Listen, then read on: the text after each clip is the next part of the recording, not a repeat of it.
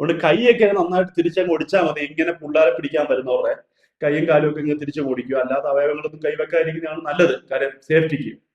ഇപ്പൊ ആലുവയിൽ ഒരു സംഭവം ഉണ്ടായി. കുട്ടീനെ തട്ടിക്കൊണ്ടു നാലാം ക്ലാസ്സിൽ പഠിക്കുന്ന ഒരു പെൺകുട്ടിയെ തട്ടിക്കൊണ്ടു പോകാൻ വേണ്ടിയിട്ട് വന്ന് പിടിച്ചപ്പോ കുതിര ഓടിയിട്ട് ഒരു കടയെ വന്ന് കയറുകയും ആ കടക്കാർ രക്ഷപ്പെടുത്തുകയും ചെയ്തു.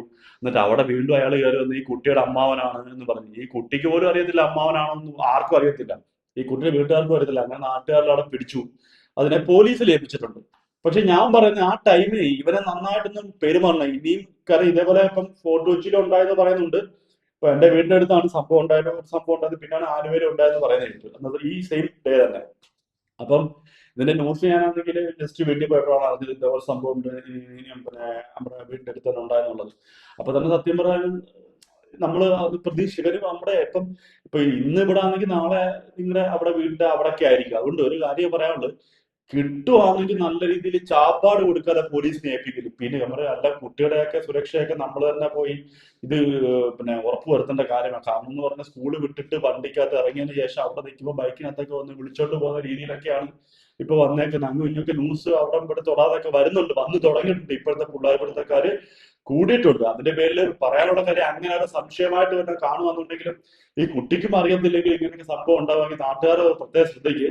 നാട്ടുകാർ നന്നായിട്ട് കൈവെക്കേണ്ടതാണ്. കൈ വെച്ചതിന് ശേഷം പോലീസുകാർക്ക് കൊടുക്കുക. കാരണം അല്ലെങ്കിൽ അവർ എന്തായാലും ഒരു ജാമ്യത്തിൽ പോകും. അപ്പൊ ഈ കൊടുക്കാനുള്ളത് കൊടുത്തു വിട്ട് നന്നായിട്ട് കൊടുത്തു വിട്ടതിന് ശേഷം വേണ്ട മാത്രമേ ഉള്ളൂ. കാര്യം കൈയും കാലും ഒക്കെ അല്ലാതെ പിന്നെ മരിച്ചു പോകുന്ന സ്ഥലങ്ങളിൽ അത്യാവശ്യം നല്ല അവയവങ്ങൾ ഒറ്റയിടിക്കൊക്കെ ചാവുന്ന സ്ഥലങ്ങളൊക്കെ ഉണ്ട് ശരീരത്തിലൊക്കെ. അവിടെ ഒന്നും ഇടിക്കാതെ നിങ്ങൾ നല്ലതായിട്ട് കൈയൊക്കെ ഇതൊക്കെ പിരിച്ച് ഓടിക്കുക, വെള്ളവും കാര്യങ്ങളൊക്കെ പിരിച്ച് അങ്ങോട്ടും ഓടിച്ച് അങ്ങനെയൊക്കെ ചെയ്താൽ മതി.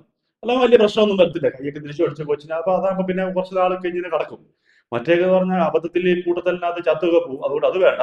അതുകൊണ്ട് കൈയൊക്കെ നന്നായിട്ട് തിരിച്ചങ്ങ് ഒടിച്ചാൽ മതി. ഇങ്ങനെ പിള്ളേരെ പിടിക്കാൻ വരുന്നവരുടെ കൈയും കാലും ഒക്കെ ഇങ്ങനെ തിരിച്ചു ഓടിക്കുക. അല്ലാത്ത അവയവങ്ങളൊന്നും കൈവെക്കാതിരിക്കുന്നതാണ് നല്ലത്, കാര്യം സേഫ്റ്റിക്ക്, നമ്മുടെ സേഫ്റ്റി. പിന്നെ അതുകൊണ്ടാണ് ഇപ്പൊ പറഞ്ഞത്. അതുകൊണ്ട് എല്ലാവരും സൂക്ഷിക്കുക. നമുക്ക് അത് ഒറ്റ വാക്കിൽ പറയാനുള്ളൂ. ഇപ്പം നമുക്ക് പറയാനുള്ളത്, നമ്മുടെ കുട്ടിയുടെ കാര്യങ്ങൾ നമ്മൾ ബസ് ഇറങ്ങി നിന്നാലും ഒരു സ്കൂൾ ബസ് വന്നാലും കൊണ്ടുവിടാൻ നേരത്തായാലും നമ്മൾ കറക്റ്റായിട്ട് കൺഫേം ചെയ്യുക. അല്ല അവിടെ തന്നെ നിൽക്കുക. അല്ല അതിന്റെ പേരിൽ അങ്ങനെയൊക്കെ ഒന്നും ഉണ്ടാവാതിരിക്കട്ടെ.